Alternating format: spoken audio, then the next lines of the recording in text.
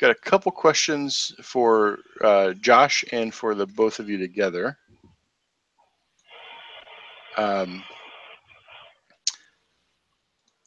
I think just to start off, the RV is fucked up. You guys backed it into a dumpster, which totaled the Firebird, or nearly totaled the Firebird. A door got ripped off of it. Atticus was firing his assault rifle, kind of willy-nilly through the back and top of it. This is all just normal wear and tear. The Firebird got unhitched and turned into an explosive against the tentacle creature. Like you guys really have banged the shit out of it. Atticus has the driver, so I don't want to strip driving away from him. You also have a lot of resources invested in the RV.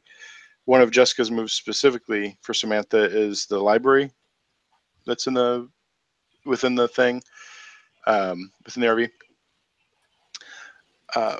But Jessica and I were kind of chatting. I don't know if it was during the session last time or if it was after, but we were chatting about the Firebird specifically, kind of playing off the idea of Phoenix.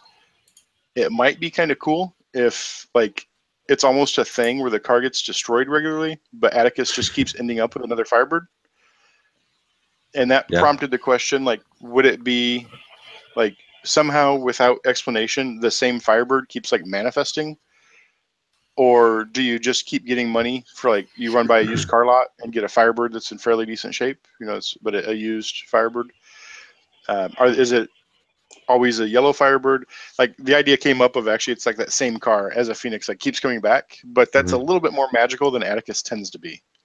Yeah. So what are your thoughts on how to replace the car?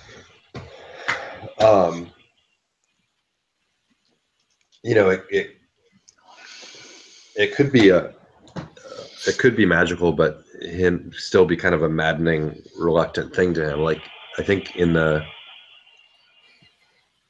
wasn't Della Grossa the guy? Isn't he like a mystic or a spell user of some kind? Yeah, and you do travel with a magician, so magic's there. Right. You just tend to not use it. Right. But yeah, so you do accept that magic's in the world. I mean, it could be that the Firebird was something that I got while I was working for him, or that maybe that's part of the betrayal of him. And so it pisses me off that the same car keeps showing up, but it's also a great car and I'm a driver. And so, it's sort of keep using it. Yeah, I was telling him that it'd be kind of funny if like we were leaving the university with like our RV completely banged up and like driving down the same little road where we blew up the Trans Am, right? The Firebird. And that like as we were driving past it, it's like the ashes had already gone down and now you have like this bright new kind of looking Firebird. Like it rose out of its ashes. Yeah, I think that'd be pretty funny from my standpoint though, it would be sort of a love-hate relationship, but I think that could be really cool. So maybe this Firebird was a tool that Federico Della Grossa provided to you, like explicitly, like you're working for me, this car will serve you well. Like it's bound to your soul in some way. Like he can't just take it back or use it to track you because that would suck. Mm-hmm. But it's. I almost wonder if every time the car comes back, is there some way of knowing it's like the exact same car? Like it has like it operates well for the driver, but it has the same glitch where like the radio does a thing, or do you have like a Firebird tattoo that you didn't want to get? Like how does the car tie to you in a cool way?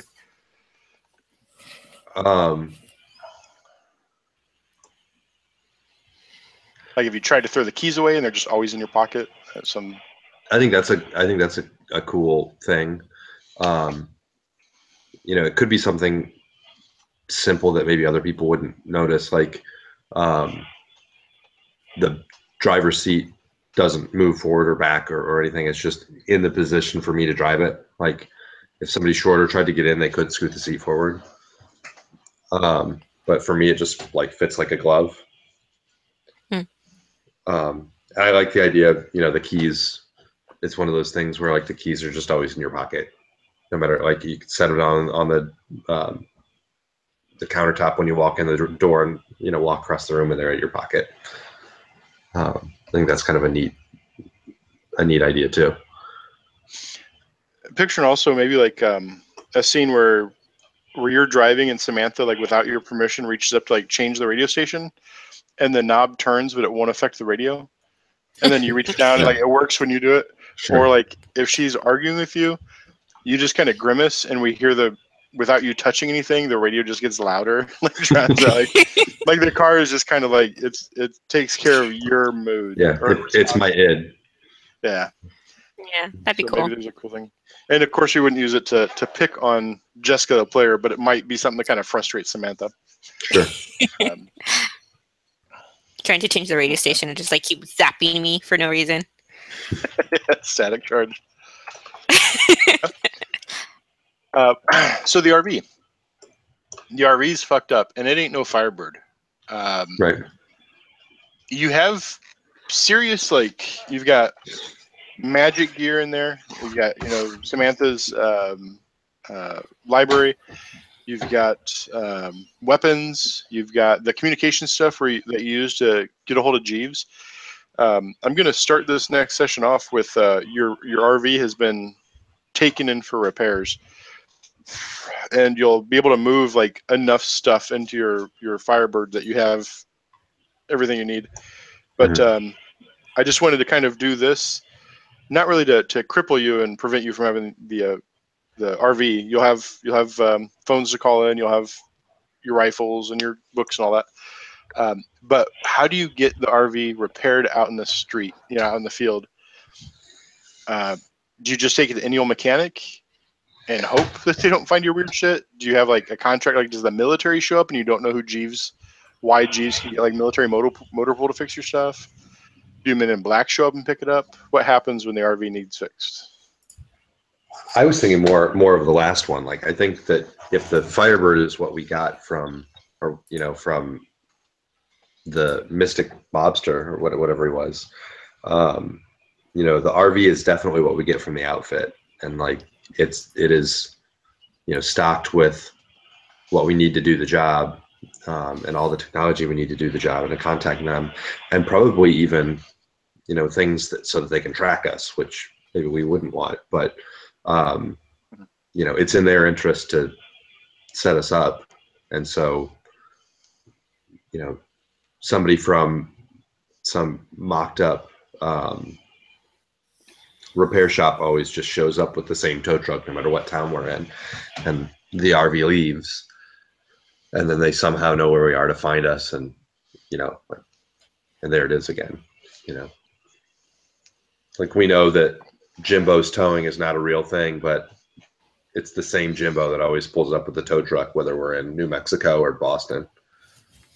Does he know us pretty well? Like, is he like, hey, Atticus, hey, Sam? Or do we just like not have that type of relationship with him at all? We just like, here's the car, go get it. It might be funny if as much as we try to be like, hey, Jimbo, what's up? He's all business. It's like, yeah, whatever. Who are you? I got to tow this car. I can see Atticus even like complaining, hey, the clutch is a little sticky or something. Right. And he's like, yeah, whatever. I'm here to fix the bullet holes. Okay. And yeah, maybe it even has like, it always shows up. It's the same driver, the same tow truck, but like the phone number for towing is like the local area code. Like they repaint the door every time. Like they show, like it looks like a local truck, and he actually will find a bay at a local shop where he'll work on it or whatever he needs to do. Okay, so they come to you for repairs. You don't know if they have a cargo jet they bring this tow truck on, or if when they dispatch you to an area, they just preemptively dispatch. You said Jojo? Is that his name? Oh, I just said Jimbo, but it could be Jojo. No, or maybe we just like keep calling him something with a J, like, hey Joe, hey Jimbo, hey Johnny. Like, we never got his name well, so we just call him some sort of J letter. That's cool. It's got to what would the be on the side of his tow truck though? That's some really specific, or it could be some purposely generic tow truck company name. Maybe it's just like right now Jimmy I'm Bob. putting Jimbo's Wheel Doctor. And that's what we'll run with for now, but you guys can totally write over that as we need. Okay. Let me ask you a really quick mechanical question about improvements. Sure. On some of these, it says, you know, like you can bump up one of your scores +1, but there's a max next to it. That's the max score you can have for this playbook. So for Sharp, you could not get up above a +3 between your starting stat, because you know how you choose a starting stat array. Okay. Between that and what you choose here, you can never get over a +3. Okay. Now, when I took Deal with the Devil, I took +2 to 2 ratings, and I bumped my charm up to a 3. Am I cheating by having a charm that's more than a max +2? That's a good question, because that does give you that. I don't think that'd be cheating, but let's see. I mean, I'm not going to take more charm, but I just want to make sure that I'm not messing with the system here. Let me actually look at the description for that move in the book here, just to double check that. Because if it is, I can bump my charm down 1 and some other score up 1. No, I think we're good for where you are, but it might also be that I misunderstand what that max means, but I don't think I do.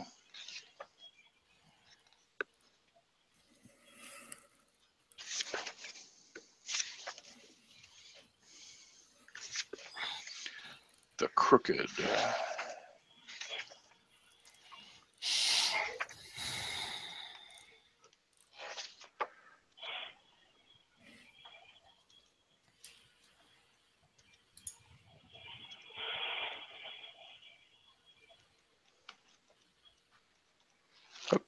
I'll need to look for that.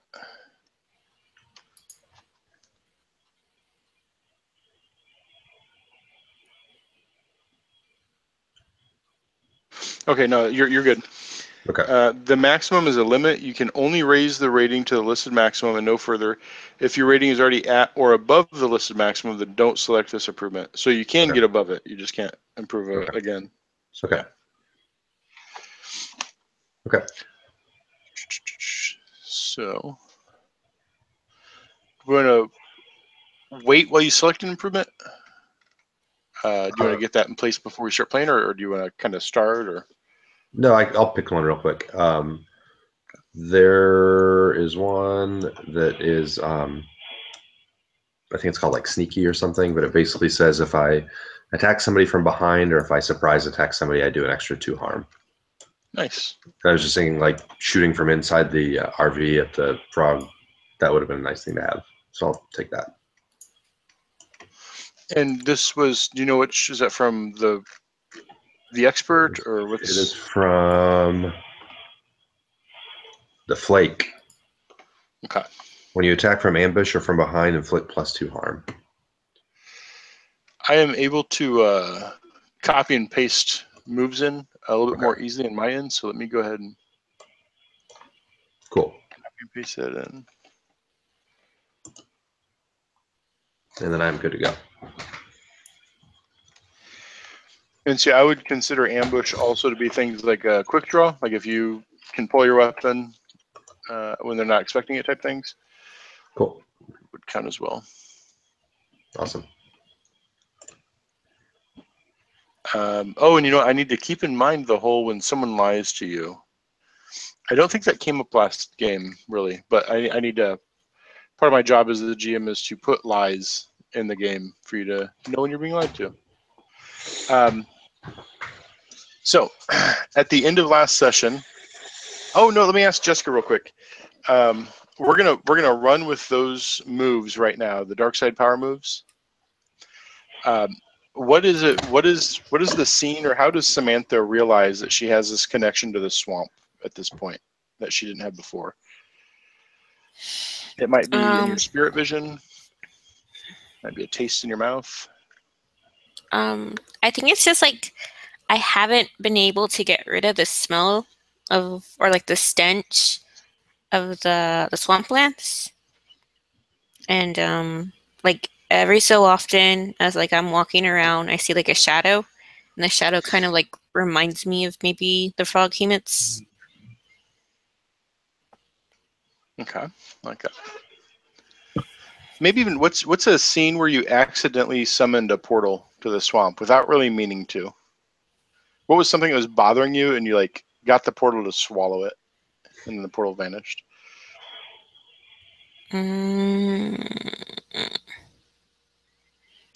I think we were driving down the road, and there was this guy that was driving behind us, and in one of those like really ritzy cars, and like they just kept honking at us and honking at us and honking at us, and they swerved past us like trying to get in front of us, and I got kind of pissed off by them, and I saw like a portal open just like a few feet in front of them, and I realized what I had done, closed it right before they actually got taken in. Before they get taken in, that's so fun.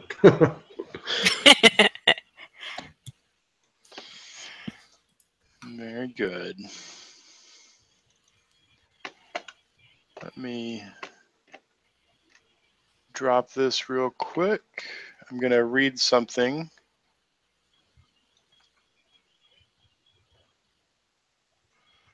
But I want to give it to you so you can kind of read along with me.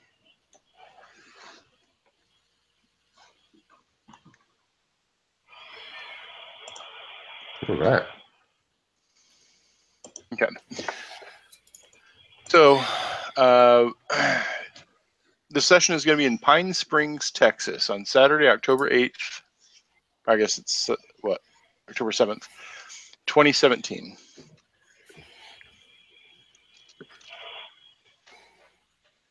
That date. I'm not sure why I was so far off. Pine Springs, Texas is a collection of homes and an abandoned stagecoach station tucked in at the southern ridge of the Guadalupe Mountains National Park. On the Texas-New Mexico border, Pine Springs is 50 miles down the road from Carlsbad, New Mexico, and it's another 100 miles of near-empty highway to El Paso. The Guadalupe Mountain Range is an extension of the rough terrain of Carlsbad Caverns National Park. Pine Springs sits in the evening shadows of Guadalupe Peak, and its 50-some residents survive on the tourist dollars of hikers, mountain climbers, and other outdoors enthusiasts that pass through on their way to adventure. 3 weeks ago, 43 scouts and their 8 troop leaders went missing in the foothills around Guadalupe Peak, near Pine Springs, Texas. In the following days, search efforts were plagued by a variety of technological failures. Vehicles and equipment, from radios and imaging equipment down to flashlights, were unreliable and frequently dangerous. Batteries bursting into flames, garbled transmissions, and images were captured and remain unexplained. After a week of hopeless efforts, a wide cordon has been established and primitive searches have been ongoing. Small teams on horseback with flares and rifles for signaling have ranged into Guadalupe Mountains National Park. Most of the teams have returned with nothing to report. Another 24 search and rescue teams have added to the rising toll of missing persons.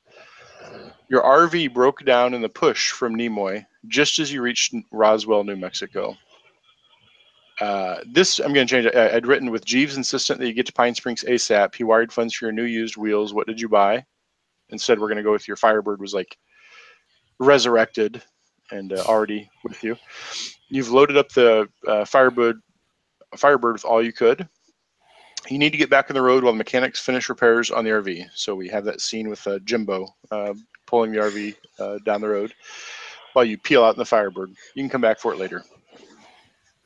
You've pulled into Pine Springs, Texas. National Park Service personnel have constructed a series of portable barracks and other necessities, and hastily constructed stables and a motor pool are nearby.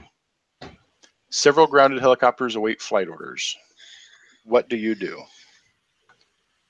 Who wants to take charge here in Pine Springs, Texas? Oh, and I need to get you the map.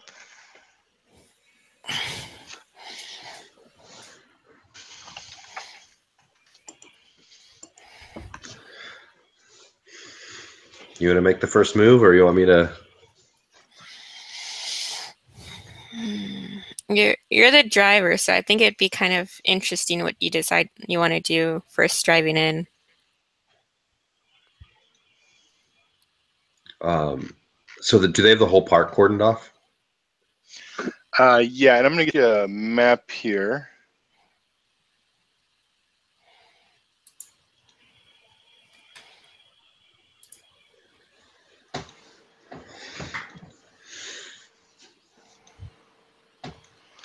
I'll upload the map onto the Roll20 here in just a moment.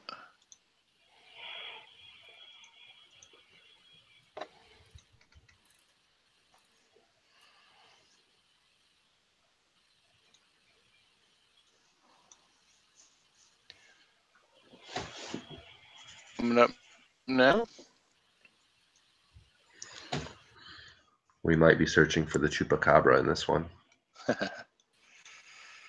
So you're here in Pine Springs on the southern edge, and Guadalupe Peak is the tallest peak in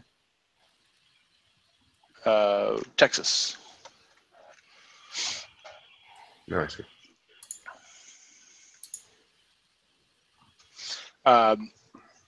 Pine Springs, as you pulled through, it's a stretch of highway. It's really just kind of a throughway from Carlsbad up the road to the northeast, and El Paso southwest. About 150 miles of highway. You're about a third of the way to El Paso from Carlsbad. Or I think I've got that reversed. There's a small cluster of houses and a pretty big trailer park. You didn't even see a grocery store in Pine Springs. It's last census was 54 people. Oh, wow. The Park Service has come in with a pretty big crew, and they've taken over around an abandoned stagecoach line that's kind of kept as like a historical site, but it's just ruins. It's like a pile of bricks and boulders, and some monument signs. Around that, there's a kind of a cordoned off area that has stables where there's horseback and donkey teams. A lot of volunteers have shown up to kind of man it. So there's probably about another 100 people, so twice the town's population, kind of milling about. There's some pilots of downed craft. They've had mechanical troubles going over the park, so they've and this is all stuff Jeeves has told you. They've all been grounded for now. The park, there's no physical perimeter around the entire park because it's just a huge, expansive national park. But at the main entrances to the camping, wardens have like turned back people who showed up. I think as you were driving in, like on the radio, like the reminder came in, like park's closed. Teams have gone in and actually gotten other campers who weren't near this area and driven them back out. You know, we're closing down, safety reasons, get out.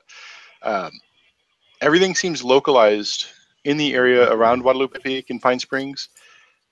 So there's no, like it all seems to be right around here, but they've closed down the entire kind of park complex, trying to figure out what's going on.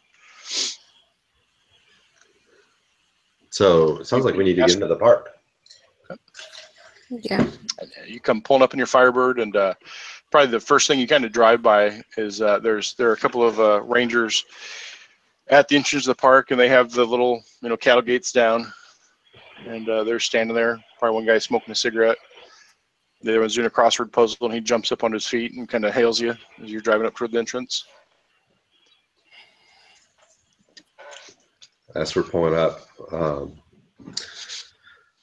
right, Sam, are we volunteers who want to go in here and help, or are we professionals who need to go in here and investigate? Which angle you want to take? I think professionals would be the best angle. Mind you, you're the one who...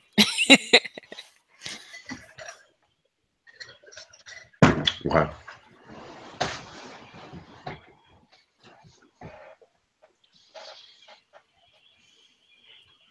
So they're kind of flagging you down, trying to, Okay. maybe walking out to the car, willing to talk to you.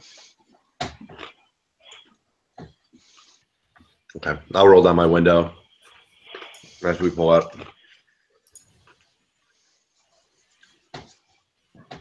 And just pull up to one of the whichever ranger approaches my window. It's a young guy, probably about 30 years old,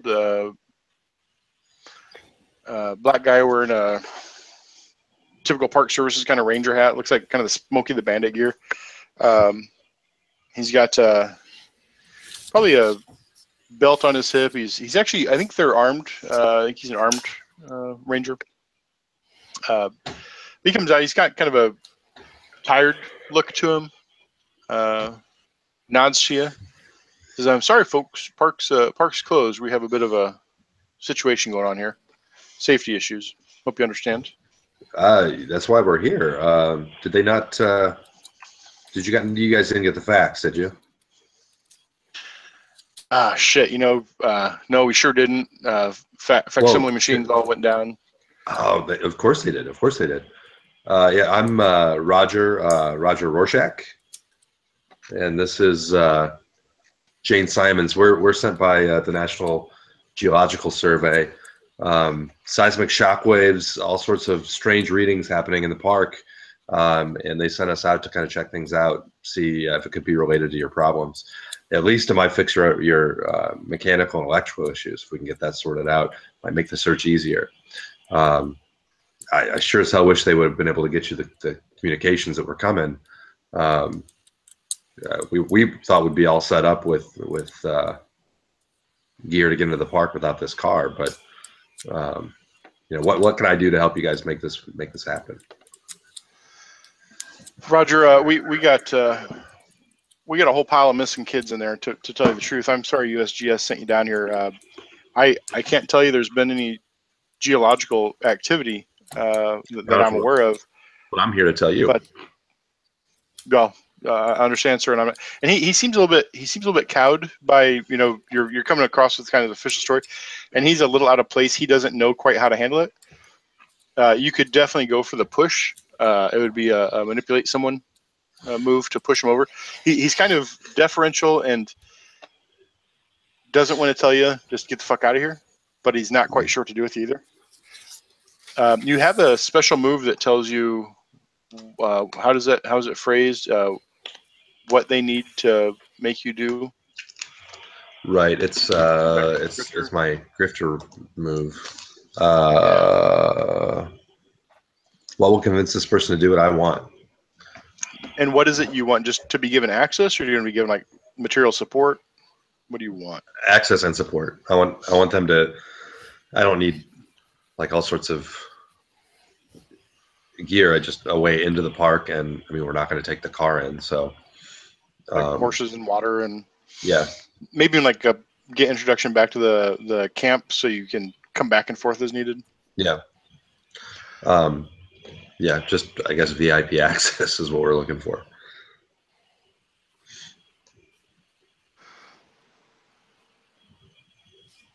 You know what? He as you're talking to him, he starts kind of prevaricating a little bit about no, he's not quite lying. He starts kind of talking about the mismatch of respondents. You've got FEMA showed up. Now you've got Department of Homeland Security coming in, trying to bear down on everybody. And even though National Park Service is like under Department of Homeland Security, Yeah. There's like a big jurisdictional fight going on. And as he kind of lays it out for you, you hear the frustration, kind of hear between his words. As the grifter, you find out that what he's worried about is like you're going to come in here and be a headache. You're either going to pull resources away from the search effort, or you're going to try and like commandeer people to do what you need to. Mm-hmm. To convince him, you just need to let him know that like you're going to mind your own business and not be a drain. Like, right. You think you can even get like a horse in a bed? You just not. If you try and get like 30 people to look at earthquakes while there's a bunch of missing kids, right. He's going to get pissed off. Sure. Look, I understand the bind that you're in. You're a government employee. I'm a government employee. We both know the right hand never talks to the left hand, right? I want to find these kids as much as you do. I'm not a ranger. I'm not my dad was an Eagle Scout, not me. I was the one in class all the time. So, we're just here to help. We're here to stay out of the way, lend whatever help we can, and hopefully try and get the tech working for you guys. So if you guys don't want our help, we'll throw the car in reverse and head back down the road. That's we can not get what the I'm saying. paperwork straightened out. Roll plus charm. See if he keeps talking you out of going away. Nice. Yeah, no, that's not what I'm saying. That's what I'm saying. Listen, let's make this official. Let me run down the road with you. Just a couple miles down that way, we've got base camp. I'll get you introduced around. We'll get you a place to park, grab bite to eat, and then they'll set you up. We're good here. It's been a long several weeks. Well, hopefully we'll get this. Nothing to be sorry for. Hopefully we'll get this all worked out and have a happy ending for everybody. Yeah. All right. Tell you what, it's a beautiful car, man. Yeah. Can I just catch a ride with you? Is that absolutely. Cool? Absolutely. And he's like looking logistically at like how am I going to squeeze in, because like he's expecting to see like maybe some probes and things and electronic devices. Instead, there's like a box with like Samantha's weird costumes and the esoteric like books, and then like maybe even like the stock of a rifle. And he's like, do I need to ask you, he's gonna be hunting out here? Because there's no hunting, but he doesn't, So he's looking around logistically and kind of looks to you, Samantha. Do you want to wait here, or I can squeeze between you, or what? No, that's fine. I mean, I can go ahead and squeeze in the back. No problem. Okay. So as he opens the door or steps away and lets you open the door, your foot touches the ground, and there's this kind of hollow impact step as your foot hits down, like walking across a raised floor with nothing directly under it. And you look down, and it's just rock with like dirt. It's what you'd expect out here.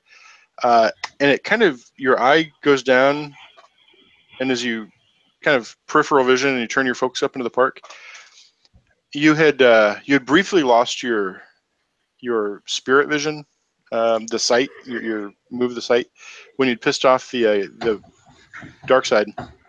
But that's back. They're happy with his pigs and shit with you now.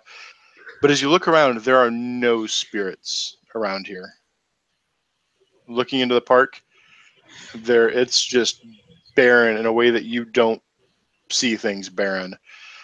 In a desert like this, you'd expect around anywhere there's shrubs, you'd expect to even see like little water sprites kind of dancing around, as like the shrubs find anywhere there's access to any reservoir water or collecting point. Mm-hmm. Little dust devils would play, invisible to the naked eye to most people, but for you, like the world is just usually like a nice little playground of these little spirits, the wind and earth spirits that kind of dance around. And a hot, arid place like this, you'd even expect maybe some little fire spirits just being dancing on scorched bits of rock. And it's just nothing. All the spirits are not present. And as you're kind of noticing that, the park ranger is kind of making awkward small talk with you, trying to help you into the back. And then he kind of stands back and, Miss, are you okay? Yeah, it's fine. I just haven't had my coffee yet. There's actually good coffee. One thing I can say about these Homeland Security folks is they bring really good grub. So yeah, he helps you into the car, and you guys pull up a little bit later. Just a couple miles down the road, and he makes the introductions. Let's see who's at the base camp that.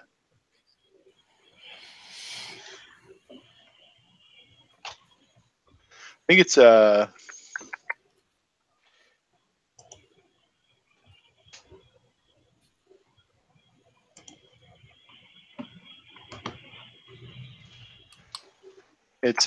agent in charge Laura Bastrop with Department of Homeland Security.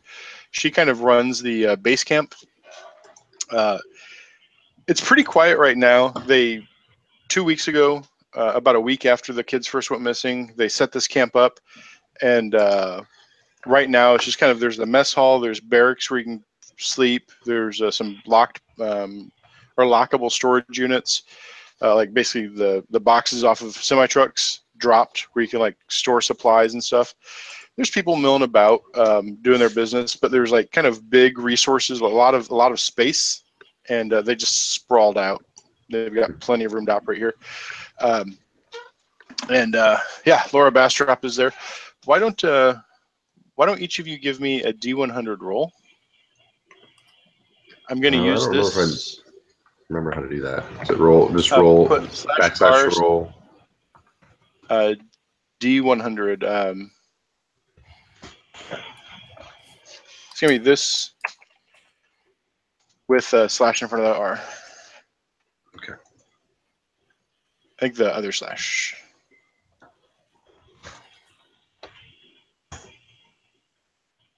Right in the middle. Nice. Oh gosh. Okay. And let me. You fail. I fail. And I have to admit, I kind of intended to do this stuff earlier, and then just never did. But what you're doing now is rolling for instincts and knacks on the Dungeon World.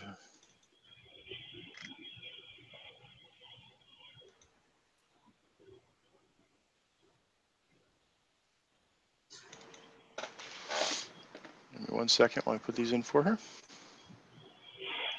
But yeah, she comes up and she greets Jensen. Surprised to see you away from the gate. Yeah, this is Roger Warshock and Jane Simons, USGS.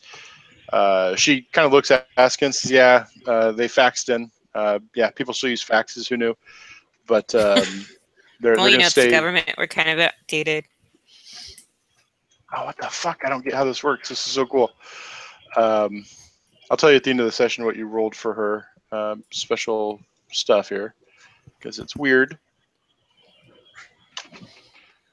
And what did you roll, Jessica? 13.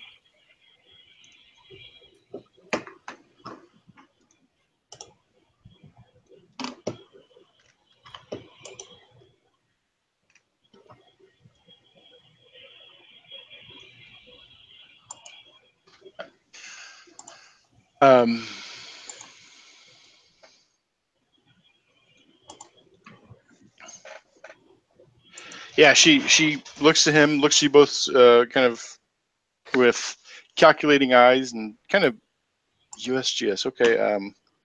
Yeah, as you know, our top priority here, she lays out search and rescue, 30 missing kids, another 20 adults have gone missing. And with the initial, it was some scouts and their chaperones went missing. And subsequently, a number of search and rescue teams have gone missing. So she kind of lays that out. That's our priority. USGS, do what you need to do. Calls over her quartermaster. He'll put you up place to keep your stuff. Tell you where to park your car, where to get lunch, where you can sleep. Take care, and go to him if you have any trouble. Absolutely. Thank you. And otherwise, kind of stay out of my way. Done and done. What's the quartermaster's name? You want to roll me a D or roll 3d6? Each of us? Yeah.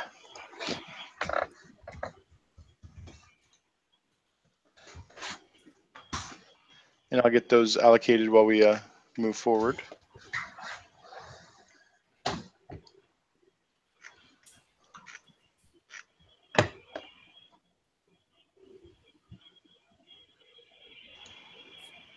Okay.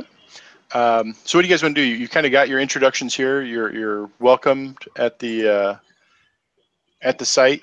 You don't need to make any excuses for why you're here unless you start doing weird stuff. Which we will. Oh, of course. I would expect nothing less. But Oh. what do you guys want to do while you're checking in? Can you remind me real quick what the woman's name was that we were rolling for? You said it, and I'm totally spacing on it.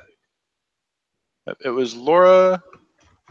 I mean, finally, I've got too many tabs open. Sorry. I remember Jensen. Jensen just is the know- park ranger that you met, Right. and Laura Bastrup. Would it help if I put the names in the chat, maybe? Yeah. I'm just putting them in my notes because I know I would remember them, but I won't remember them because I'm super tired.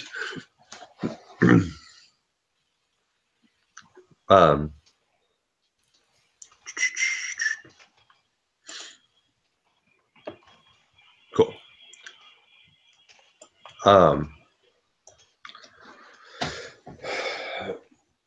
So I mean, we're in now. Do we talk to our net friends and or Jeeves to, report that we're in? Well, and also find out where in the park were people last seen? Is there any like drone photography of the general areas where things were that we can see? I'm basically of the mind that we should just throw information at you, Sam, and then something wonky will happen on your spider sense, and we'll know what to do next. Yeah, so you guys are totally in a spot where you can do investigate a mystery, or if you want to try and invoke, use net friends like Josh mentioned. How about we have Josh on the phone with Jeeves, just reporting that we're already in, and that actually, would our phones even work? Because they've been having a whole bunch of electrical issues. So your phones worked all the way down here. You were talking to Jensen. You got introduced to Agent Bastrop, and you looked down to your phone, and you've got bars. Phone is working. Okay. So I should call the boss. I should call the boss. Yeah, but don't do but... it in front of. Don't do it in front of the others. Wouldn't want them to think that something's up, if you know what I mean. It's kind of more exciting that way, isn't it? All right. Yeah. I'll step up on my own for a minute. So while you're going and doing your little phone call, I'll start investigating a mystery, seeing if I can find anything. So before you can invoke the move investigate a mystery, you need to kind of describe what is it you're doing. Like what does the investigation look like, and that'll lead us.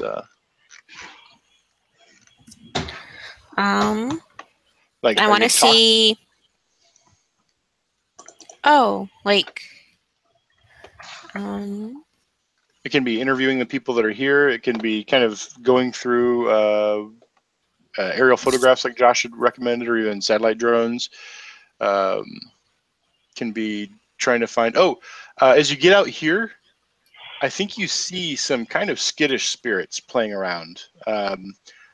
They're kind of at the perimeter of the camp. Maybe even see a couple of like little spirit, like gremlin spirits, little like fey creature almost things, kind of sneaking in and out of the mess hall, like a trail of ants carrying like little sweets. Like they probably have like sugary things. So you all of a sudden like starting to notice like it's not a strong presence like you'd expect out here in nature, but there are things around the camp. I'll probably pull like a candy bar out of my pocket and like kind of head in that direction of where I see those little spirits.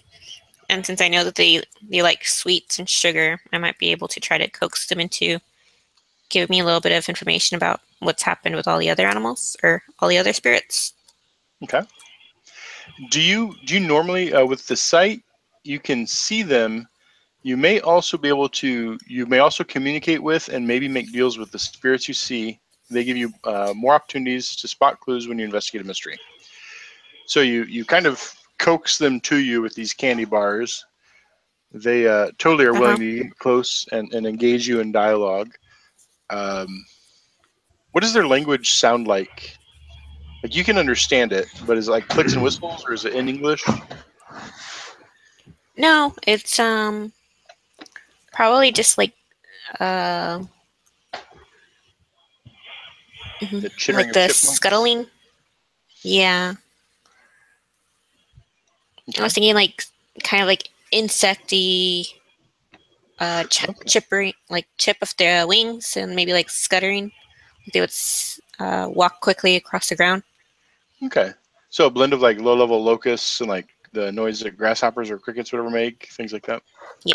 And scuttling noise. Okay. Yeah. So we kind of see you kind of walk behind the mess hall, opening up a candy bar, and you kneel down and coax a few out. A couple playful little spirits are more courageous. I think there's like a group of them huddled behind like an old burn barrel, um, watching as like the more intrepid ones come out. And one kind of reaches forward and like breaks off a piece of the candy bar, takes a half step back and starts like nibbling at it and like looks at you. It's not very well formed. It's kind of like blowing about of dust and debris. Brings to mind like a tumbleweed, as it has like lots of little thorny brush and stuff in it. So its body's just formed of this debris on a breeze. But it turns to you and it has like big eye holes in the debris. Kind of turns up to you and it's eating this candy. And the candy, I think, gets sucked into the vortex and kind of spins around, but you see it kind of get broken up and like something's consuming it. It's actually going away. It's not just remaining in debris. What do you ask it? What do you, I guess maybe roll and investigate a mystery as you're talking to it? Yeah. I have been basically kind of noticing that you guys haven't been out around here so much. I figured you guys would kind of be in the area. As soon as we walked in,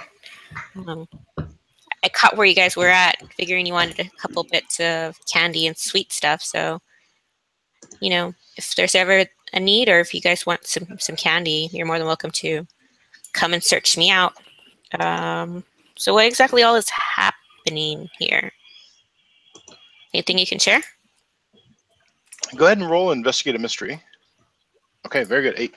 So on a 7 to 9, you hold 1, and as you're invoking it or involved in this dialogue, you can ask what happened here, what sort of creature is it, what can it do, what can it hurt, when can hurt it, where did it go, what was it going to do, or what is being concealed here.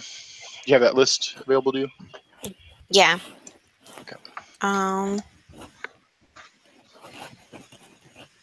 What's being concealed here?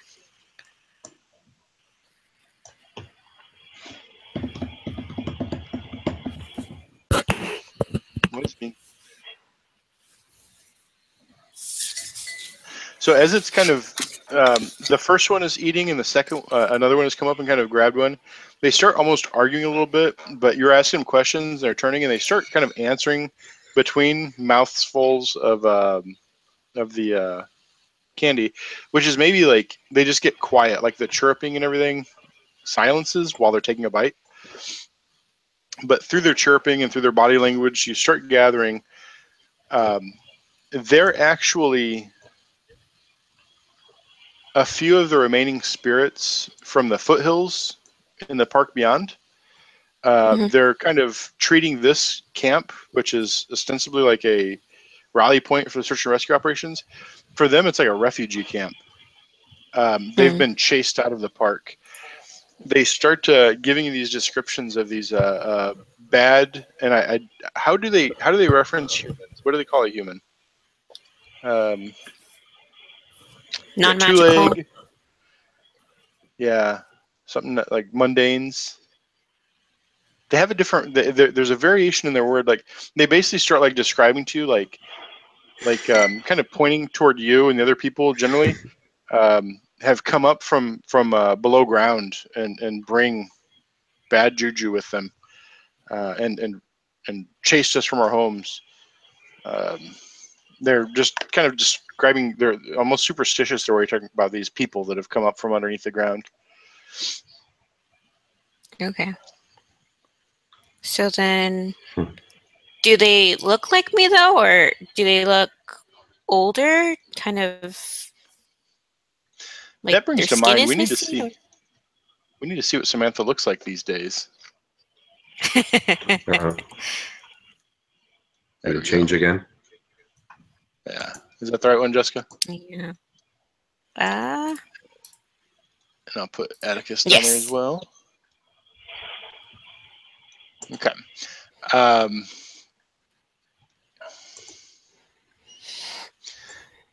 So they start describing. I think. What do you smell like? What's your perfume? or incense that you smell? Like what's the odor that like Atticus, when he smells something, it's you approaching? Atticus smells like leather, because of his jacket, I would think. And then me, I probably smell kind of like smoke and pine, I guess. Okay. Maybe a little salt. I think the spirits aren't necessarily nearly as visual, and so what they describe to you is like you smell of the trees. They smell of the fungus. Like they smell of below, of damp, of fungus, and of rot. Um, so that's kind of how the spirits have a limited appreciation Okay. of what they see, right? And so to them, it's less about what they look like and more just that they smell of the underground and mushrooms and things. Okay. So, yeah, you kind of have a nice little vignette talking to them behind a burn barrel. And Atticus, what are you doing while she is speaking with the little creatures? I'm calling Jeeves. Okay. Yeah, you don't have the sat phone here, but your cell phone can connect through. And you definitely have access to get a hold of Jeeves. Let's do it. I'm going to call him up on the phone. Okay. And it rings after a couple of answers. And Jeeves says, Atticus, please tell me you're at the park. Yeah, we're here, Randy. We made it. Your fax didn't get here ahead of us, so we had to let the Rangers know what we're here for. Does he have any context for that, or is he just used to you bullshitting No, him? I'm just bullshitting him. Yeah. Yeah, I swear I sent it 3 days ago. Oh, all right. Yeah, so we're here. We're at base camp, and we're ready to start looking around and see what's going on here. Are there any resources that you can get to us before we kind of jump into the void? Is there any like drone images, satellite images, where we can kind of see where disappearances have happened? Where Yeah, tell you what, let me. I've been trying to monitor like the social media and some of the notices going on there. There's not a whole lot of information coming out in real time from the park. Anything ground level, of course, isn't making out. But I am getting a collation of notes assembled, offsite. Let me punch some things up here real quick and go ahead and Josh, roll investigate a mystery. that's sharp, right? Plus sharp, yeah. I'm fairly sharpish. There you go. So 8. So you get to ask a question also. He's clicking around on his keyboard trying to locate some useful information for you. Sorry, reference sheet 1.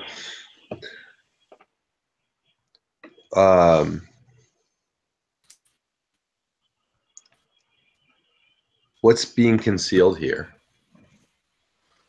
That was the question that Jessica just asked. Do you want to? I mean, Then we can do maybe, this. For her. maybe The we'll answer do. is there's a group of people below the ground have come up. Maybe we'll do what happened here then. Okay. Or is that that's pretty close as well? No, I guess really what I'm. No, I give you an answer off of that. As actually I look at the list, what I'm kind of asking is where did it go? Like geographically, where should we be looking? Okay. What you come up with, or what Jeeves comes up with, is a series of reports filed by Park Service to the Department of Homeland Security, kind of in that first week of the searching. Before the kids went missing, there were ecology reports, and like wildlife was dwindling. No mountain lions, coyotes, mule deer, even down to like jackrabbits and javelinas had been seen for a couple of weeks before the kids all went missing. And the rangers were used to seeing, you'd go out and you'd see a few things. It wasn't like there was a circus in town, but you'd always see something. And for a couple of weeks, like nothing. Wow. The kids show up, they go missing. Park rangers go out there.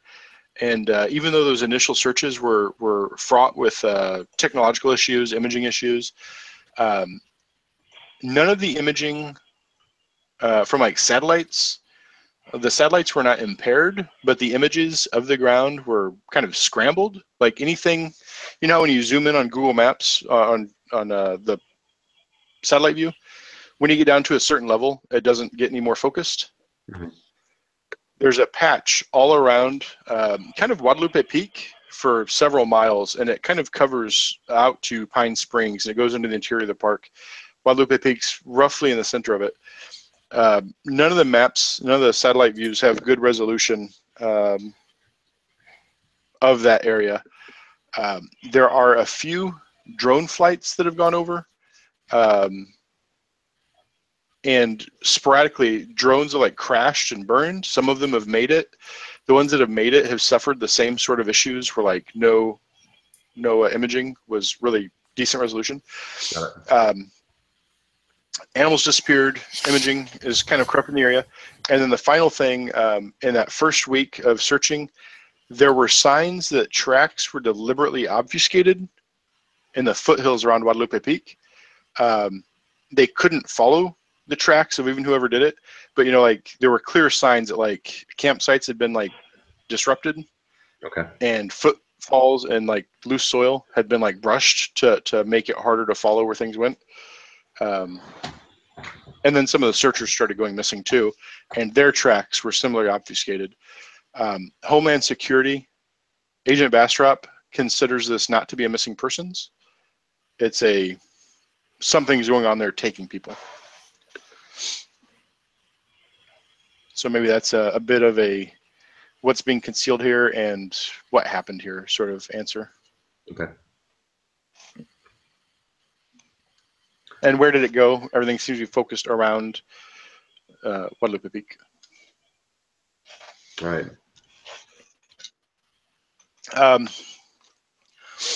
You guys have spent a little bit of time. You haven't been here very long. You hear really excited voices.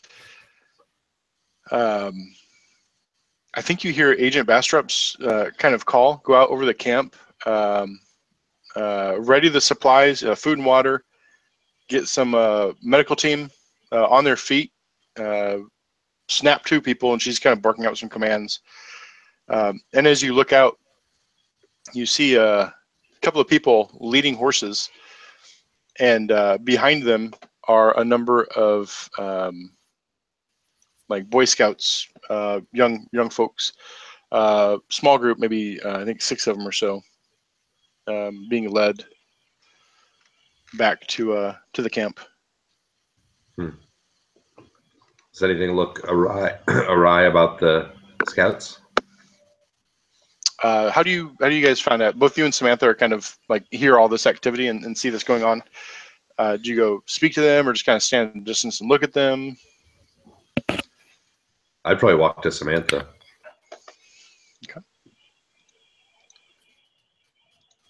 Kind of watch the crew as they walk in. Do you think I could probably eavesdrop, see like what they're Yeah, you might be having some audio trouble. Can you talk for a few seconds, babe? thinking? You kind of cut in and out there. Can you repeat that?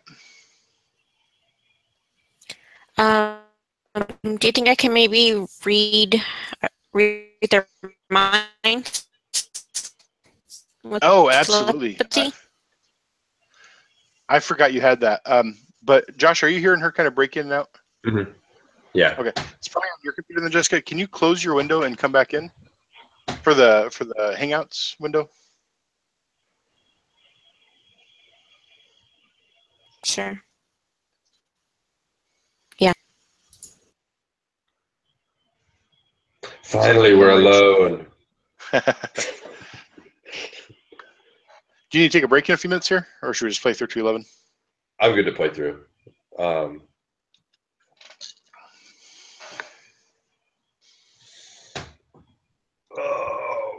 Work kicked my butt this weekend.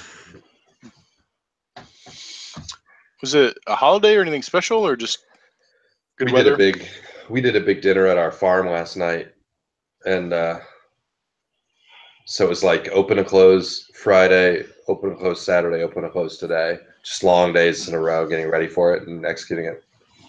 Welcome back. Talk to Thanks. us. There you go. I think next time we need to restart the computer before playing because it sounded like a memory issue. We should make it till 11. So Jessica, you wanted to eavesdrop on them using telepathy, is that right?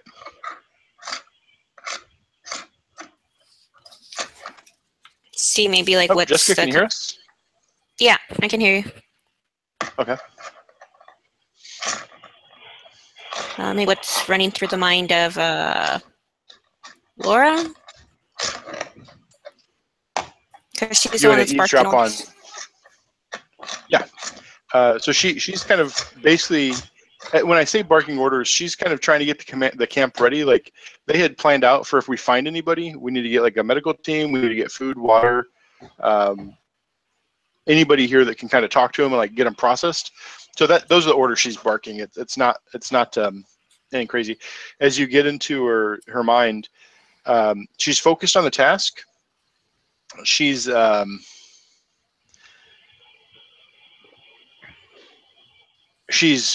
little concerned about the welfare of the people, and she's girding herself. She's steeling her mind for what she's going to hear because she thinks she's going to hear some bad stuff come out of these kids. But she's kind of focused on getting all the right people in place. Sends out a team to meet the kids and bring them back in. Yeah, in her mind, that's kind of what you're getting is just business. Okay. Push the personal anxieties back and like, let's take care of the kids first. Maybe even like she's does a head count, she's like 6, and she does like in her mind, you picture that she's got a whiteboard where she's like probably got all their names, pictures, everything. And she's like accounting for the ones that are returning and like, okay, here's who's still missing. Like, seems to be a very proficient agent.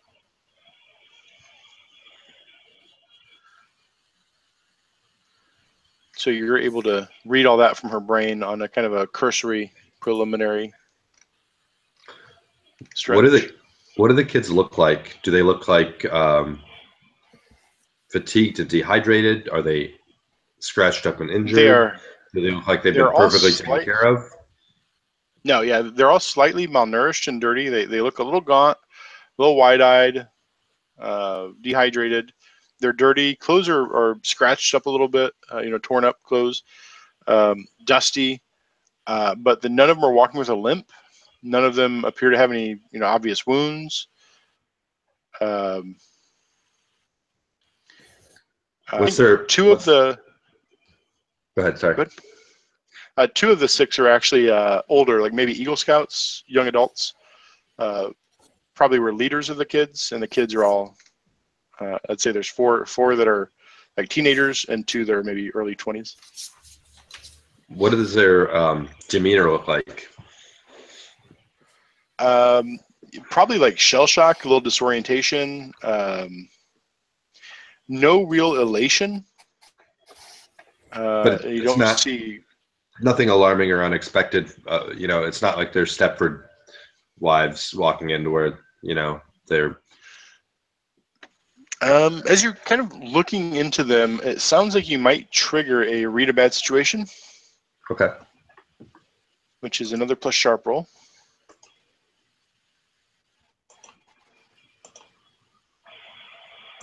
Nine. And Jessica, he's at a 9 with a help out. You could push him up to a 10 plus, which would take him from 1 question to 3. With help out? Yeah. If you can tell me like how you would help him. He's kind of glancing over them, trying to figure out if there's anything wrong with the returning formerly lost people who've been gone for like 3 weeks. You've got your telepathy. You've got just being able to like kind of look them over and talk to them. Like, what would you maybe do? What would Sam do to help Atticus evaluate them?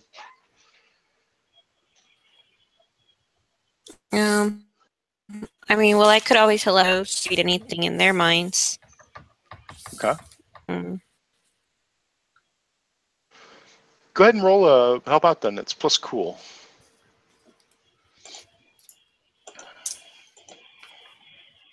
Nice. Yeah. So, Josh, you mentioned Stepford Wives. Go ahead and get your 3 questions that you can ask off of here. Okay. Because you have 10 plus. I'm gonna ask: are there any dangers we haven't noticed? Okay, let's answer that one first before you Okay. go on. You're looking at them. They're all kind of walking, kind of shuffling. They're not spry on their feet. They're tired. They're kind of shuffling along, and you notice that they kind of all look. Maybe when Agent Bastrop is like makes a particularly loud like call to somebody, they all look in unison at her, and most people would kind of blow it off. But while they do that, Samantha hears in their voices in all of their heads at the same time, who is that? Find out who that is. Like being spoken in their minds. And then Samantha notices like there's no idle chatter. Usually when we have like a running dialogue as we're going about our day, for me, I'm always just singing gangster rap no matter what I'm doing. There's no like idle thoughts. It's very kind of robotic. So there's something in their thinking is not right, and it seems like an outside voice simultaneously commanded to all of them find out who Agent Bastrop is. All right. So that's kind of the first question. So should I ask another question? Yeah, you have 2 more you can ask. What's the best way to protect the victims? Are the victims the people returning from camp, or the people at camp, the people that are taking in the rescued folks? Who are the victims? The victims that I have in mind is the scouts are just coming back. Okay. It seems like as you're kind of looking at them, and Samantha, you can add on to this. What Samantha's reading is like the command goes, find out who they are. Their attention all goes to Laura for a moment, to Agent Bastrop, and then they kind of go back to shuffling, and they're just kind of mute as they're walking about. They're not all staring at her in unison again, but you get the sense that they're kind of receiving an order. It's almost like a radio communication. And if you could figure out some way to cut that off, that might be a way to kind of break them off of their whoever's controlling them.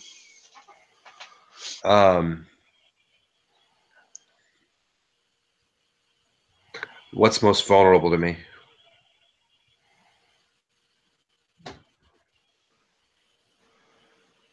It's most vulnerable to you. I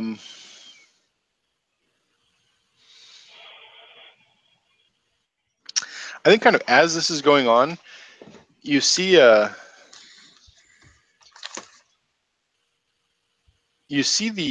kids talking to some of the folks who have come out from the camp, and they're being led by a couple of National Park Services folks.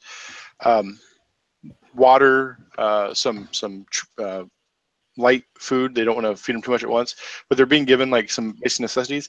And now the 6 are making small talk with the people that are coming out to meet them. From a distance, even though you're not being lied to, you can read their body language from this far away to know that they're giving dishonest responses, and they're not particularly good at lying. It's passing so far, but you know that like they are probably going to lie to you, and they probably aren't going to realize that you're lying. So their vulnerability is like you'll have that leg up on top of them. Of you can expect them to lie and to not know that they're busted. Does that make sense? Yeah. Yeah. Okay. So if you can like outsmart them, you might get them to reveal something. Samantha, what are you doing as you're kind of reading their thoughts, and you've passed on some information to Atticus? Yeah. I don't know. I think just writing a little bit of notes here and there, probably drawing a few of the spirits that I saw in my little book, just for records, future records of maybe going to be looking for and communicate later on in the wilderness. I think obviously everyone's going to be coddling these kids, so us trying to get into talking to them, it's just futile, kind of a waste of our time. So I'd probably want to start sneaking out towards Guadalupe Peak with the limited information that we have and scout it out. Okay. Now the futility of being able to talk to them, that might be Samantha's impression. I haven't decided it's futile or not. It's something you can try, or you can, like, the PCs might, like, yeah, it's not worth trying to talk to them, but don't, as a player, don't decide that's written off and just decide not to do it. Samantha might decide it's written off, and you are more interested in trying something else. But just so you know, there's no rails around like, oh yeah, you can't talk to them or you have to talk to them. Mm-hmm. Going out in the park and finding out where they're from is a perfectly viable solution. But I did just recommend to Josh that if Atticus can talk to them, they'll try to lie to him, and that's a way to trap them. And so Samantha's position of we shouldn't even bother trying to talk to them, like, I don't want to present that either avenue is cut off or necessary. You can do whatever you want. So you're kind of aiming. So do you want to try and get a horse lined up, get like water and food to take out to the park, or what does Samantha want to do? Yeah, I think I'd probably just, while everybody's goes, try to see if I can steal a horse and kind of ride out there with a little bit of supplies and kind of just scope out the terrain to get a better idea, like where things are located and stuff, and then come back and report to Atticus. And has Samantha ever ridden a horse before? Is she good around animals, or? Yeah, I think she's okay with animals. Well, Agent Bastrop straight up told the quartermaster, Milana Kevis, to give you whatever you need, within reason. And so as you go to her, she's happy to give you a horse and some supplies. Probably gives you a standard backpack. We're not going to go through item by item what's in it, but there's going to be rope and compass and flare gun and plenty of water and a couple days worth of food. A couple probably the military MREs. A bag of jerky. A bag of jerky. One big in D&D they used to have weight for all the items you can get, and it just said a caltrip and 5 pounds. It's supposed to be like a bag of them. There's one great big cut. You can just step around it very easily. But so you've got a 5-pound caltrip in there. It's a bear trap. But no, yeah. So she's happy to help you up with that. I think just to avoid, unless your goal is to like sneak out and not be seen by Atticus, do you want to get away from him and kind of get away from everybody and goes do this? Is that Samantha's goal is to do that? Okay. So yeah. You're able to do that while Atticus is kind of focused on the kids at first. You're off doing that. What is Atticus doing as she's slipped off? I don't notice that she slipped off yet.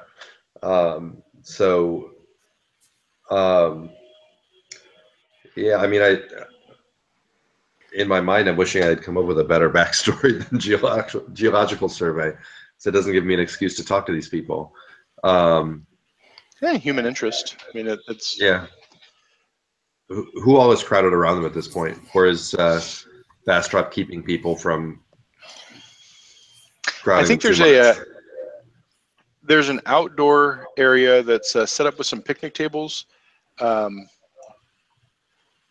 They're sitting there, and there's a medical team that consists of a couple of medics and some support staff that are like, they've got a couple of them off. They're taking their blood pressure.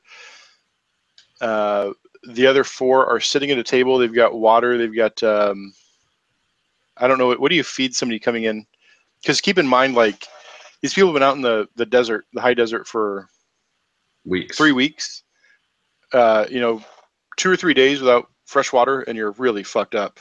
Much more longer than that, and you're dead. So they're trying to figure out, like, well, what have they done to survive? So they've got kind of the 4 of them sitting there. People are watching, but nobody's pressuring them while the medical team is doing the initial assessment. How bad is their dehydration? Getting them a little bit of nourishment to get their electrolytes in order.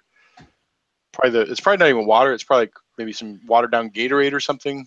And medical team's doing their assessment. And maybe some cookies, something salty. Yeah, Jessica, your sound is all messed up again. I'm not sure what's going on. Do you have a lot of programs open on the laptop right now?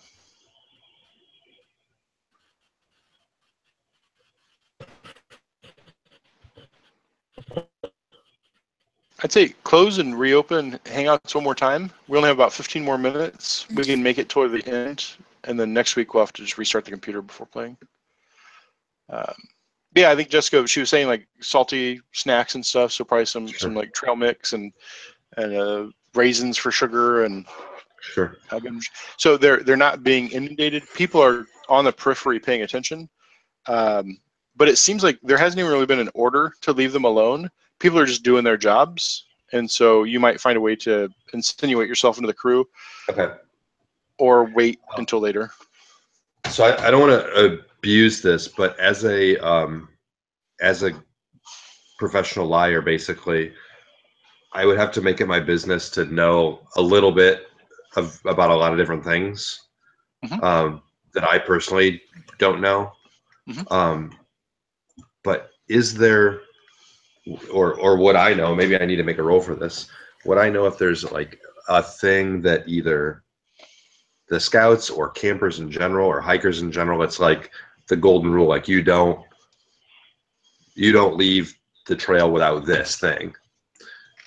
Whether it's like you never leave camp without making sure you've got your full water bottle or whatever it is, so that I could like walk up towards the oldest of the Eagle Scouts and like toss him that thing and be like, man, glad you guys are back, and then try to strike up a conversation that way. Okay. Does that make sense? Does Atticus have a background in scouting? Absolutely not. Okay. So that's why I say I don't want to abuse this. Trying to think of, I mean, because we can just kind of say that he's got the knowledge, but we would want to try and justify it in some way that we can kind of build off of later. Or we could roll it into Grifter. You could say when you're about to manipulate someone, which you're basically going to try and get them to lie to you or otherwise give away some information, what will convince this person to do what I want? So based off of Grifter, the thing that lets you ask me that question generally, you have that background knowledge of scouts. And I'm making this up. I don't know scouting. Well, and I guess the way to feel warmer and fuzzier about it, like I'm not kind of gaming the system, is that like I'm not going to use this to be a good scout. I'm going to use this as a way to, because he's not the guy who uses magic. He's not the guy who scouts. He's like not outdoorsy at all. He's the opposite of that. More likely to be walking around in designer shoes than in hiking boots. I think I don't think this is actually a thing for scouts, but you know the idea of a challenge coin, where so I think in this universe, scouts carry a challenge coin, and that might be a thing you can do is ask them if they have their challenge coin. Okay. That would that give you the kind of in that you're looking for? Instead of giving them a thing, asking them like, hey, holding a cold beer for one of the 22-year-olds, like, show me your challenge coin, like you're trying to break the ice or make them feel at home. Sure. Okay. And so going off your Grifter move, like you know that would be the way to move forward. Okay. If they were a normal scout. Okay. Yeah, then I'll approach the I'll approach the You know what? I'm not going to approach the oldest one. I'm going to approach one of the younger ones because they're giving him like electrolyte drink and probably IV or whatever. I'm just going to come up with a cold bottle of water because, like, if you're in the desert for 3 weeks, that's what you want, right? Okay.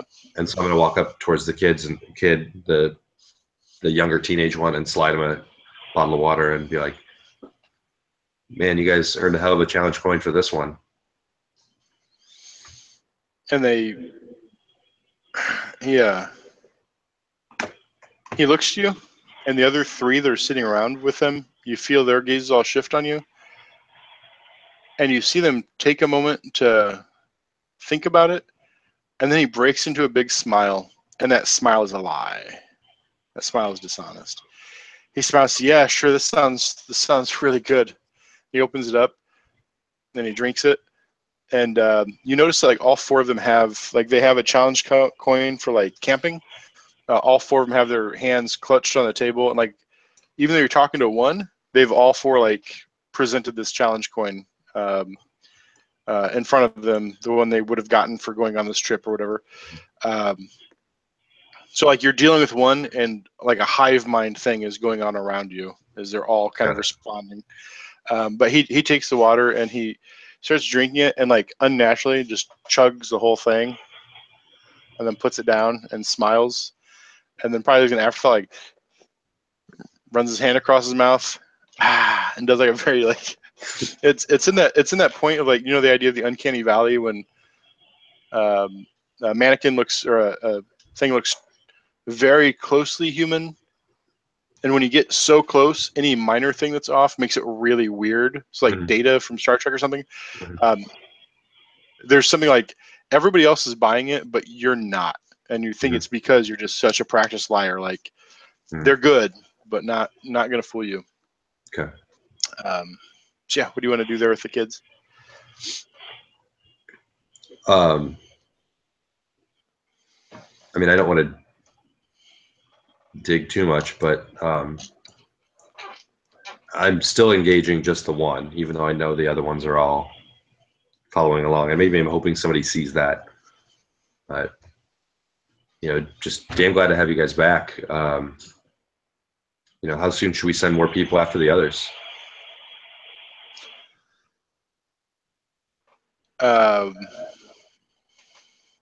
You feel all of them, including the other two, like in your peripheral vision, you know they're all kind of in this hive mind. So you're dealing with the one, but you're not ignoring everybody.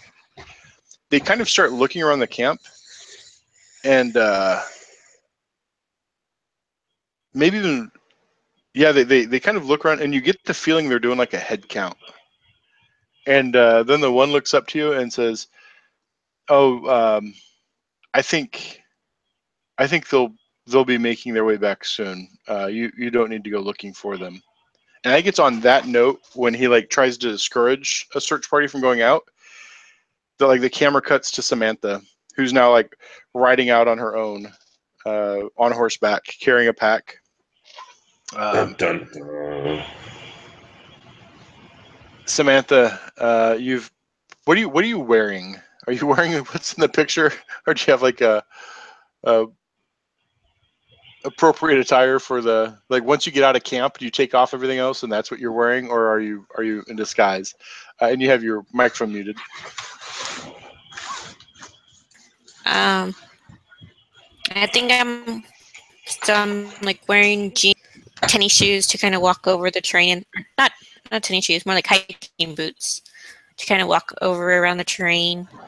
My hair is up in a ponytail, maybe like a really boring white shirt, like the one that you'd normally see. Officers wearing a green, like one of those like really cloth, I guess, cottony type of jacket, kind of keep cool. Okay. On the train. What are you doing out here? Just kind of,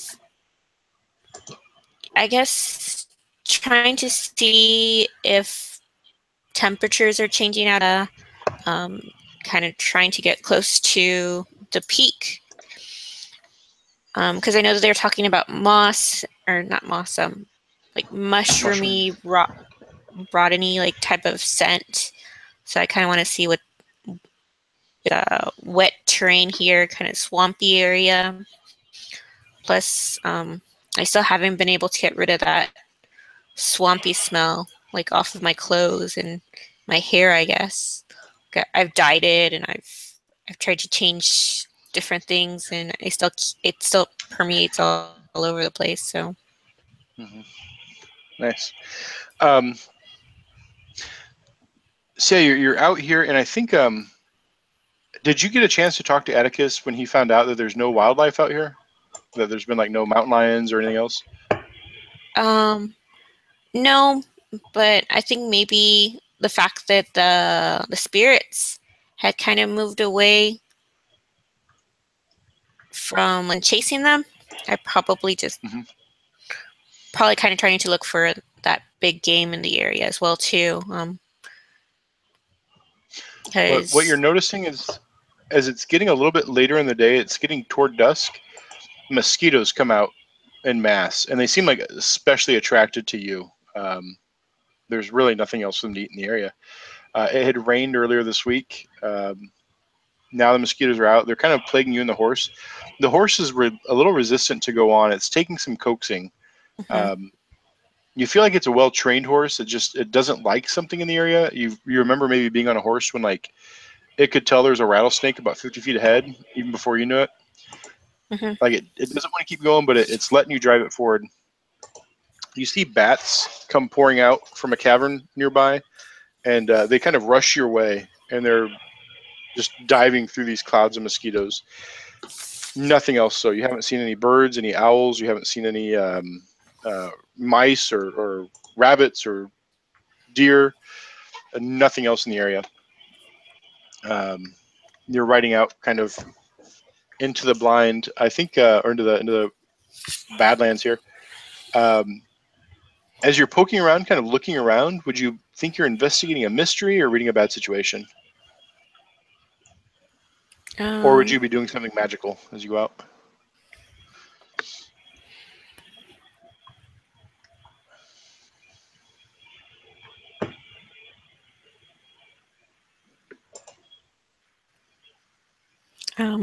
Notice under use magic, you have like observe another place or time. So if you made your way to like a camp where they went missing the first time, you could actually go back and watch that happen, or you can. Oh yeah, that'd be kind of cool. Like try to see where they were initially camping at, and like if their stuff is still there, or maybe like there's a lot of blood in the area, that type of deal. And so Atticus was maybe able to get from. Oh, go ahead. Yeah, sorry. No, it's fine. Go ahead.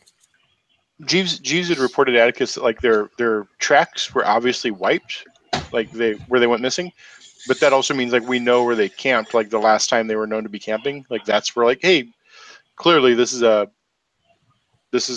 night 3 campsite for scouts when they come through this area, and that's where like up until then their tracks were normal, little debris of the campsite, whatever. You get there and somebody scrubbed the site, so maybe Atticus told you like to go here.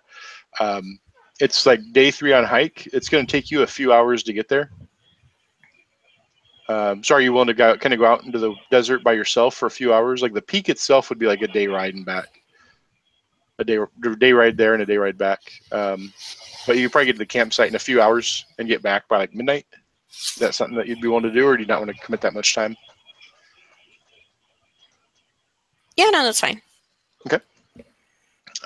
Yeah, you roll your way up there, but like I said, the bats are coming out.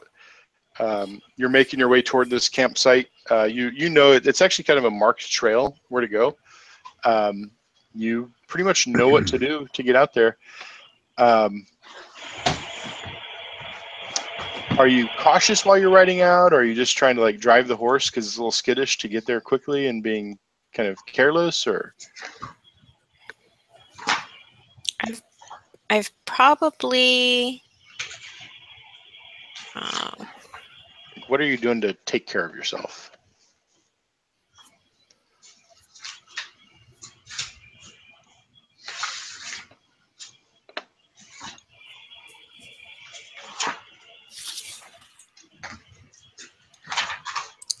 I think I'll probably kind of put a spell on the horse.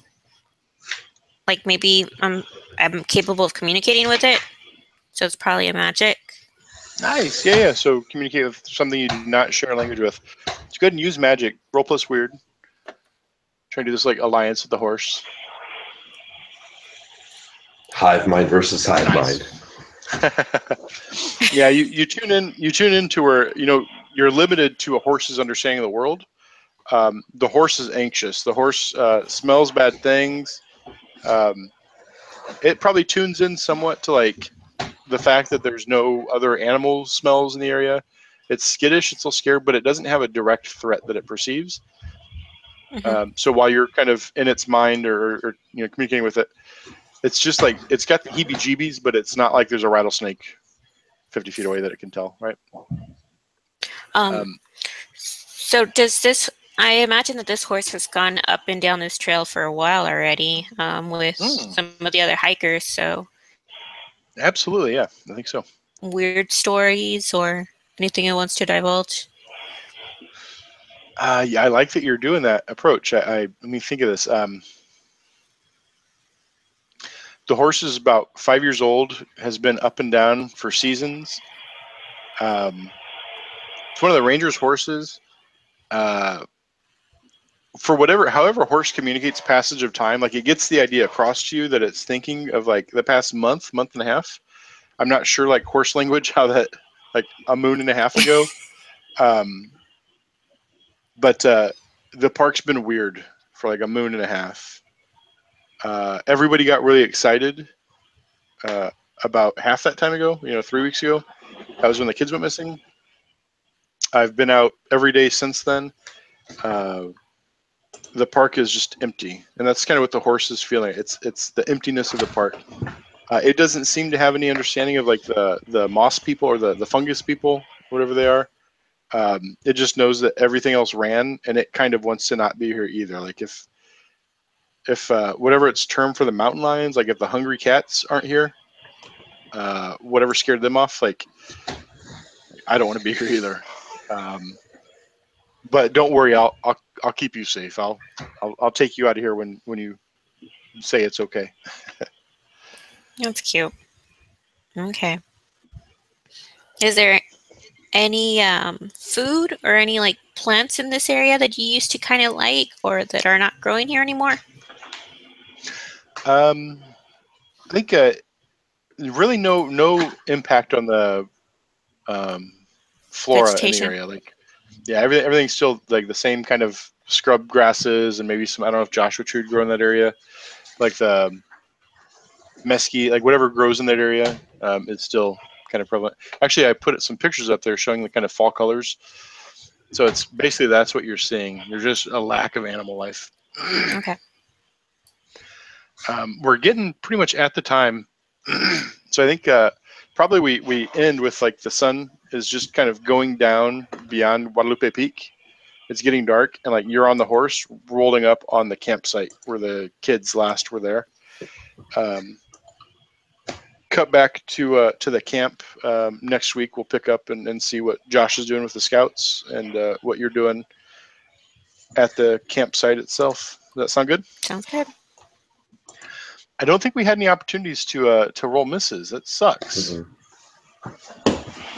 more misses in there. Let's look at the end of session real quick. Actually, do you have any questions before we get to end of session? Anything that you mechanics or otherwise were uncertain of, or? I have one. Okay. So as we level up, we take 5 improvements, whatever. So I've gotten 3 so far. I think Jessica's gotten 3 as well. That's right. Once you take 5, you may.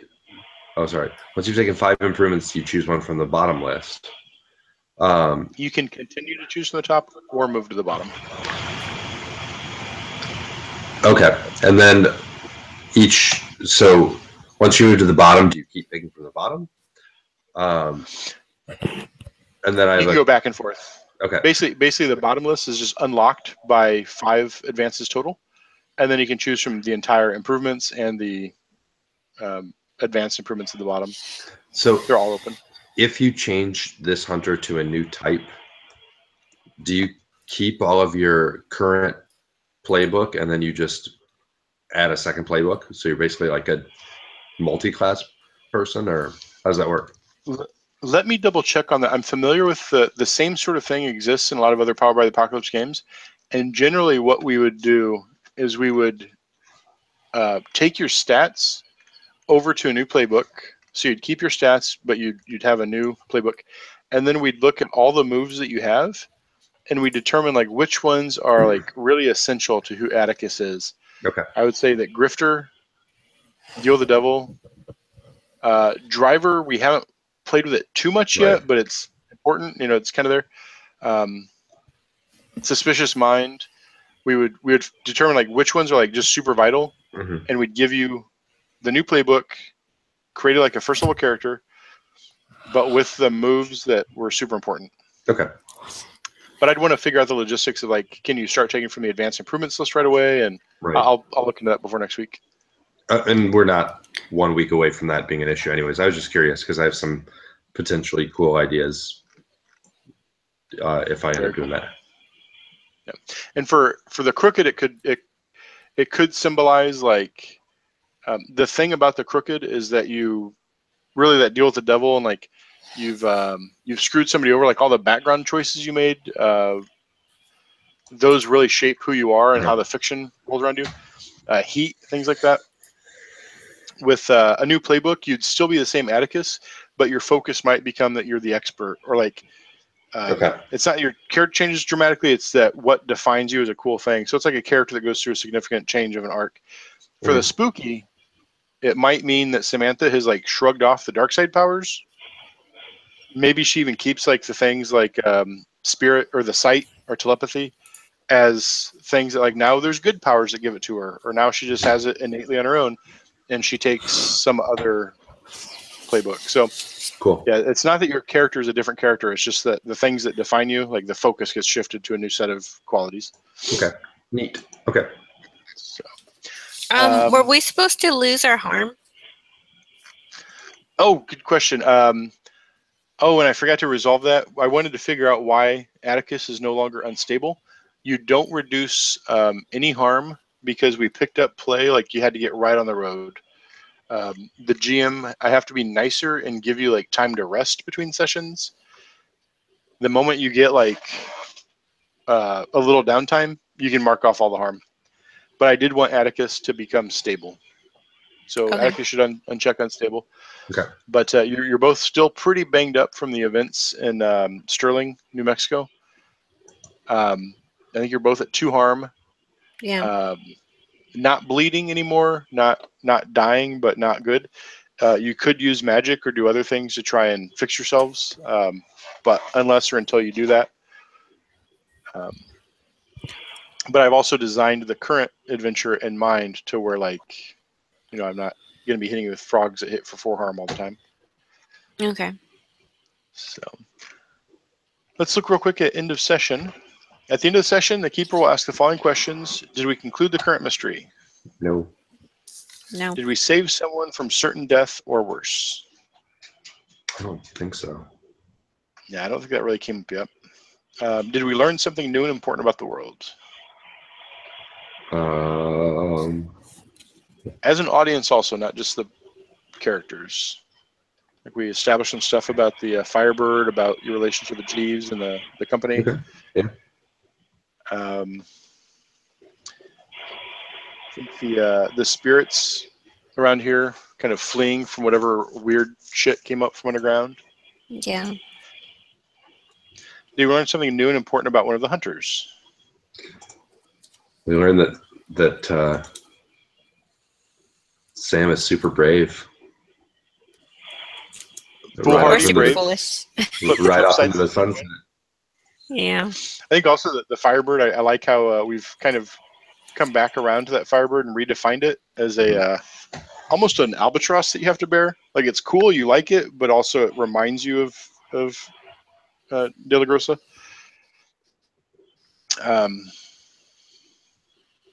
Yeah. So I think we'll mark 2, which means 1 experience apiece. Cool. And then I think there's kind of a final scene that I want to put in here, and it's at a diner there in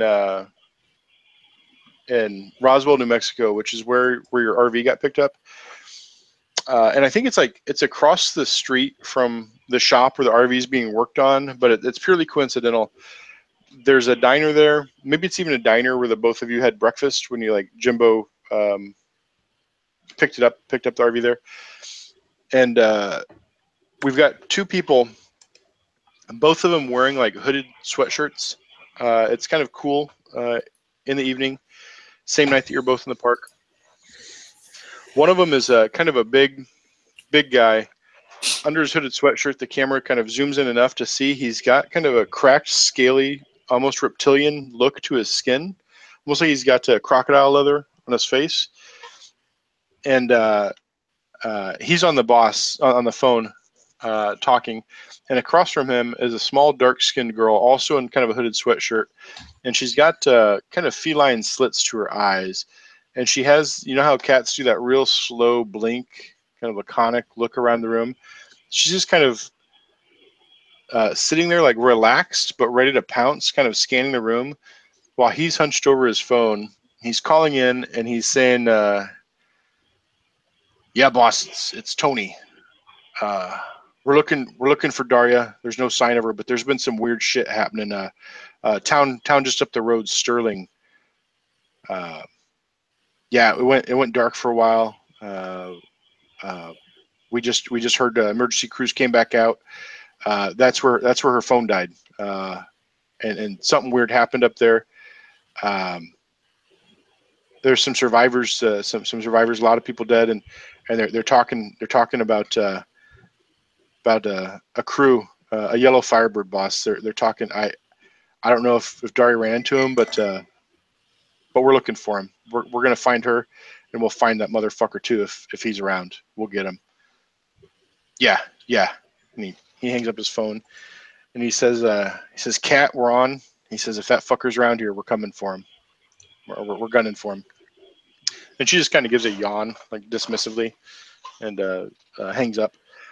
And they are a couple of enforcers, also from Carl De La Grossa's operation. Gator Tony and Cat. And Atticus had to spend luck last week again, even while he was dealing with Daria, catching up for him for previously spent luck. He's now got a couple more enforcers in the area, not necessarily on his tail, but the audience knows he is a mouse and there's a cat. So, anywho, let's go ahead and break it up there. I'm going to stop the broadcast.